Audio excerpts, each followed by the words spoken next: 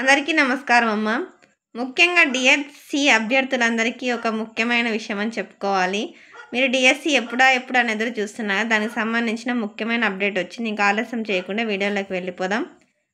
ఇక్కడ చూడండి, DSC notification మరింత ఆలస్యం. ఏపీ షెడ్యూల్ ప్రకారం డిఎస్సి నోటిఫికేషన్ ఈ నెల 6న విడుదల కావాల్సి ఉండగా వాయిదా పడింది. ఎస్సీ వర్గీకరణ కోసం ప్రభుత్వం నోటిఫికేషన్ను వాయిదా వేసినట్టు తెలుస్తోంది. వర్గీకరణ ఎలా చేయాలన్నా దానిపై ఏకసభ్య కమిషన్ నివేదిక ఇచ్చిన తర్వాత 2-3 నెలల్లో నోటిఫికేషన్ ఇవ్వాలని నిర్ణయించినట్లు సమాచారం.